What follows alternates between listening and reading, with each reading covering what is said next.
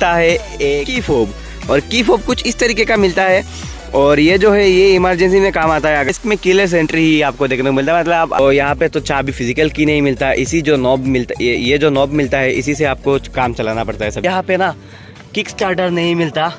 Okay, so once again welcome back to the channel guys. और आज हमारे पास ये दो गाड़ियाँ, एक है आपकी टीवीएस की एंटॉर्क और दूसरी है होंडा की नई एकदम नई नवेली डियो 125, और जो कि मतलब इसमें बहुत सारा फीचर आता है। जैसा कि आप लोगों को पता है कि टीवीएस फीचर्स के मामले में बहुत ही ज़्यादा जानी जाती है, लेकिन अभी मतलब सिनेरियो थोड़ा चेंज हो गया है। अभी जो आपकी ये जो होंडा की डियो 125 आई है इसमें ज़्यादा आई थिंक इसमें ज़्यादा फीचर्स मिलते हैं। तो चलो आज हम क्या करेंगे, हम इस वीडियो में इन दोनों गाड़ियों का कंपैरिजन करेंगे और देखेंगे कि कौन सी गाड़ी अच्छी है, और आप लोगों को भी बताएंगे किसने क्या क्या है, और आप भी एंड में जज कर लेना। और आप लोग जल्दी से जल्दी इस चैनल को सब्सक्राइब कर लीजिए, और अगर वीडियो पसंद आता है तो प्लीज एक लाइक भी ठोक दीजिएगा। So let's get started. Okay, तो चाबी से शुरुआत करते हैं। चाबी एंटॉर्क की चाबी कुछ इस तरीके से आपको देखने को मिलती है, और मतलब एक फिजिकल की देखने को मिलती है। लेकिन इसकी बात करूँ तो इसमें आपको देखने को मिलता है एक की फोब, और की फोब कुछ इस तरीके का मिलता है। और ये जो है ये इमरजेंसी में काम आता है, अगर आपका कभी मतलब की फोब जो है वो घूम जाता है तो कुछ इस तरीके का चाबी इसमें मिलता है आपको डियो में। और इसमें मतलब फिजिकल की नहीं आता है, इसमें कीलेस एंट्री ही आपको देखने को मिलता है। मतलब अगर आप गाड़ी चालू करना चाहते हो तो आपके पॉकेट में ही चाबी रहेगी और आप गाड़ी चालू कर दोगे। तो चाबी तो आपने देख लिया। अभी चलो बात करते हैं इसकी जो इंस्ट्रूमेंट क्लस्टर है उसके बारे में। इंस्ट्रूमेंट क्लस्टर के बारे में बात करूँ तो ये देखो कुछ इस तरीके का एंटॉर्क का जो इंस्ट्रूमेंट क्लस्टर है वो देखने को मिलता है, जहाँ पे यहाँ पे ट्रिप का इन्फॉर्मेशन यहाँ पे दिखाता है गाड़ी, यहाँ पे ट्रिप वगैरह और लैप टाइमर, वो अगर मोड आप चेंज करोगे तो वो दिखाएगा। यहाँ पे ट्रिप ए ट्रिप बी ये सब दिखाता है। उसके बाद यहाँ पे ओडोमीटर का रीडिंग आता है, यहाँ पे टाइम का रीडिंग आता है, यहाँ पे आपको मिलता है जो मतलब किलोमीटर पर गाड़ी का स्पीड जो है वो दिखाता है। यहाँ पे आपको टेम्परेचर दिखाता है, इंजन टेम्परेचर। यहाँ पे आपको फ्यूल गेज है, यहाँ पे मतलब यहाँ पे आपको फ्यूल का इन्फॉर्मेशन देखने को मिलेगा, कितना फ्यूल गाड़ी में है कितना फ्यूल नहीं है। स्विचेस की बात करो तो यहाँ पे इसमें मिलता है, यहाँ पे एक किल स्विच, इंजन के स्विच, यहाँ पे हैज़ार्ड का स्विच मिलता है, यहाँ पे गाड़ी का मतलब सेल्फ स्टार्टर भी मिलता है। और इसी में आपका गाड़ी का जो मोड है रेस मोड और स्ट्रीट मोड, उसका जो स्विच रहता है वो यही पे मतलब इसी पे ही इंटीग्रेटेड है ये। इसके बाद यहाँ पे गाड़ी में अपर डिपर और पास का स्विच देखने को मिलता है। यहाँ पे इंडिकेटर लेफ्ट राइट का टर्न इंडिकेटर का स्विच देखने को मिलता है। और यहाँ पे आपको देखने को मिलता है इसका जो हॉर्न का स्विच है वो कुछ इस तरीके का इसका आपको हॉर्न मिलता है। उसके बाद चलो अभी यहाँ पे बात करते हैं। तो इस गाड़ी की जो मतलब क्या बोलते हैं उसको, इंस्ट्रूमेंट क्लस्टर की बात करूँ तो कुछ इस तरीके का इंस्ट्रूमेंट क्लस्टर आपको देखने को मिलेगा, जहाँ पे ये जो गाड़ी है यहाँ पे सारा इन्फॉर्मेशन जो है वो दिखाता है, मतलब रेंज, उसके बाद टोटल जो गाड़ी मतलब कितनी चली है, ओडोमीटर जो होता है वही, यहाँ पे ट्रिप, यहाँ पे किलोमीटर पर लीटर, मतलब आपको ना ये रियल टाइम एफिशिएंसी दिखाता है। उसके बाद यहाँ पे एवरेज भी दिखाता है। उसके बाद यहाँ पे रेंज तो दिखाता है, पहले ही बता दिया मैंने। और ये जो ऊपर का डिस्प्ले है इसमें आपको देखने को मिलता है यहाँ पे साइड स्टैंड इंडिकेटर। उसके बाद दोनों साइड में आपका जो आरपीएम का गेज रहता है वो देखने को मिलता है। उसका फ्यूल गेज यहाँ पे नीचे देखने को मिलता है। यहाँ पे मिडिल में आपको गाड़ी का जो स्पीड रहता है वो देखने को मिलता है। यहाँ पे ऊपर कुछ इंजन कट स्विच, उसके बाद ऑटो स्टार्टर ऑन ऑफ का ये जो मतलब लाइट रहता है, यहाँ पे इंडिकेटर का दोनों का लाइट रहता है, यहाँ पे अपर का लाइट, ये सब मिलता है। मतलब अगर इंस्ट्रूमेंट क्लस्टर की बात करूँ तो इससे ज़्यादा अच्छी है आपकी एंटॉर्क की इंस्ट्रूमेंट क्लस्टर। और स्विचेस की बात करूँ तो यहाँ पे आपको ऑटो स्टार्टर का मतलब ऑटो इंजन कट ऑफ का स्विच देखने को मिलता है। और इसी के साथ जो सेल्फ स्टार्टर का बटन है वही इंटीग्रेटेड मिलता है, इसको मतलब प्रेस करके रखोगे तो गाड़ी इंजन ऑन हो जाती है। उसके बाद यहाँ पे चाबी का स्विच जो है, यहाँ पे फ्यूल और सीट ओपन करने का ही ऑप्शन आपको देखने को मिलता है। लेकिन एंटॉर्क में जो है मतलब वो पीछे यहाँ पे इसका चाबी लगता है, फिर ये फ्यूल गेज और सीट ओपन होता है। उसके बाद गाड़ी का जो यहाँ पे तो चाबी फिजिकल की नहीं मिलता, इसी जो नॉब मिलता ये जो नॉब मिलता है इसी से आपको काम चलाना पड़ता है सभी। यहाँ पे गाड़ी का अपर डिपर और पास का स्विच देखने को मिलता है। यहाँ पे आपको देखने को मिलता है ये जो इंडिकेटर का स्विच है, और यहाँ पे देखने को मिलता है हॉर्न का स्विच, कुछ इस तरीके का इसका हॉर्न मिलता है।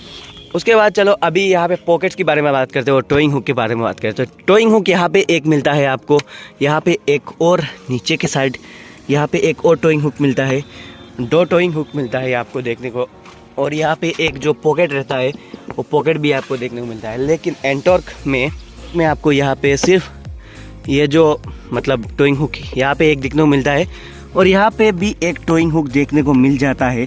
बट एंटॉर्क में यहाँ पे आपको कोई पॉकेट नहीं देखने को मिलता जिसमें मतलब आप अपना फ़ोन वगैरह रख सकते हो।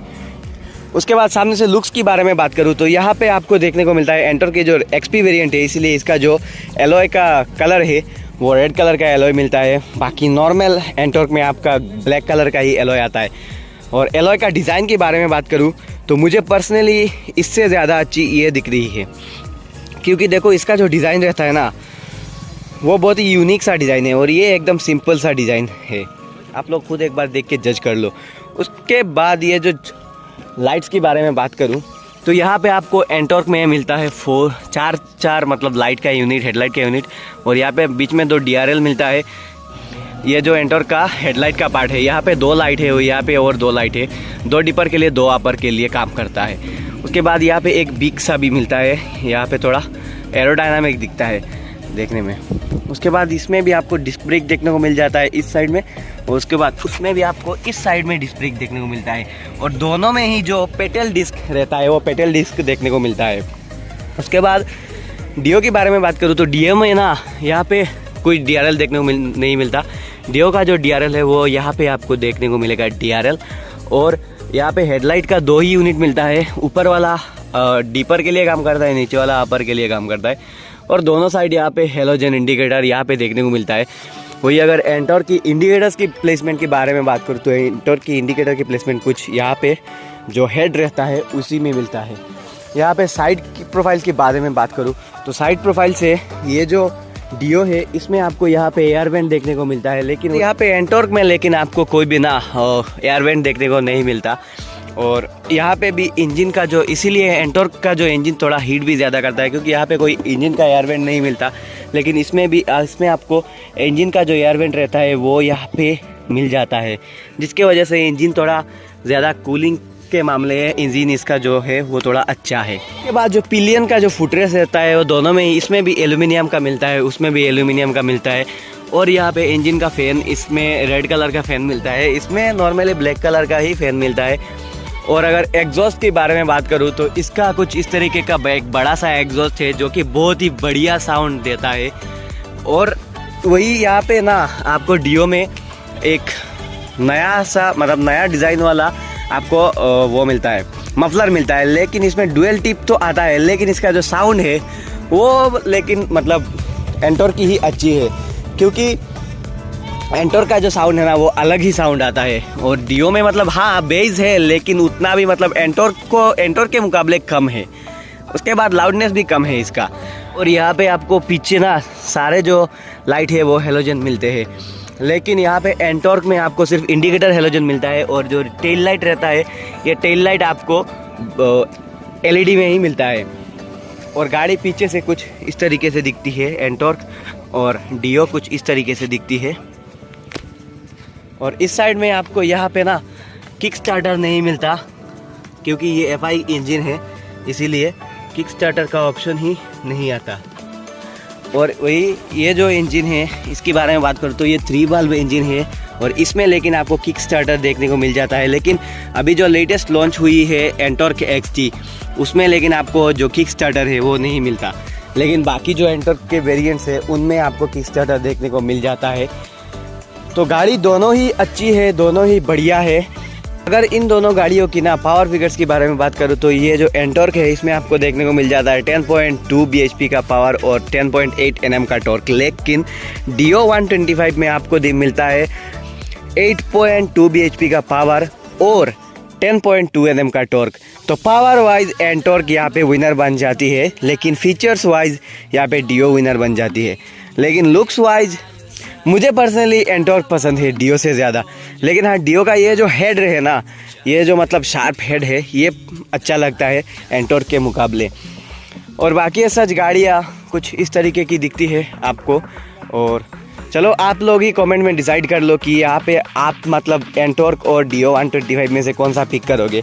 और अगर आपको इन दोनों गाड़ियों के बीच में ड्रैग रेस देखने को मिलता है, वो भी आपको इसी चैनल में डिस्क्रिप्शन बॉक्स में उसका लिंक है, वहाँ पे जाके देख लो इन दोनों गाड़ियों का मतलब ड्रैग रेस।